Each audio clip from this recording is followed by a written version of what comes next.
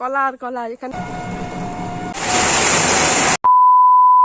Hello everyone, তোমরা সবাই কেমন আছো? আশা করছি ভালো আছো, আমিও ভালো আছি। তো এইভাবেই চলে যাচ্ছে। তো আজকে চলে আসলাম ফুলিয়া কোথায় যাব, কি করব, তোমাদের সবটাই শেয়ার করবো। আর তার আগের দিন ভিডিওতে বলছিলাম যে আমি অনেক সকাল সকাল বেরিয়ে গেছি দিদিবাড়ি থেকে, তার কারণ এক জায়গায় আমাকে যেতে হবে। তো এইটাই হচ্ছে সেই দিনই। তো ওইটা দিদিবাড়ি থেকে এসে আবার রেডি হয়ে আমি মা আর দাদা বেরিয়ে পড়লাম মাসিবাড়ি যাওয়ার জন্য।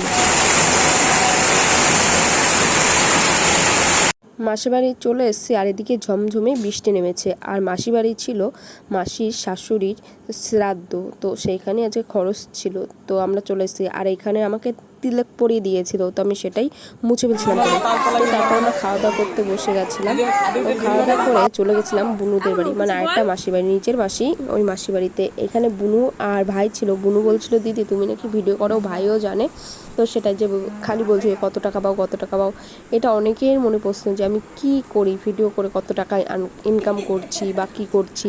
তো বুনিকে বললাম একটা ভিডিওতে আয়। আর এইখান থেকে আরেকটা দিদা বাড়িতে চলে গেছিলাম, ওইখানে গিয়ে গল্প করছিলাম। এটা হচ্ছে আমার মাসি, এটা হচ্ছে আমার মার কাকার মেয়ে। তো আমার মাসিটা 3 মাসি, আর আমার মারা আলাদা, মানে আমার মা আর কাকার মেয়ে তিনটেই। তো তাদের 3 জনের বাড়ি ফুলিয়াতে। তো এটা হচ্ছে আমার একটা মাসির ছোট মাসির কলা বাগান। তো ওদেরই অনেক কলা বাগান আছে। তো তোমাদেরকে দেখাচ্ছিলাম যে এইখানে না প্রত্যেকটা বাড়িতে মানে কলা বাগান আছেই। রাস্তা দিয়ে আসার সময় দেখছিলাম যে অনেক কলা গাছের বাগান আছে। কলা এমনকি কলা কাঁদি পেকে পেকে যায়, তাও নাকি মানুষ নেয় না। আর আমাদের এখানে কত দামে বিক্রি হয়।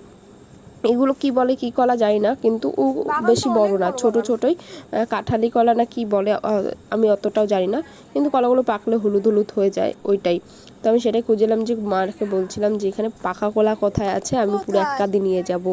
তো আজকে খুঁজছিলাম যে পাচ্ছি না। বুনু বলছে যে আগের দিন কেটে সব নিয়ে গেছে, এখন আর কলা নেই। তো আমি সেটা আর মাসি খুঁজছিলাম, ওটাই দেখছিলাম।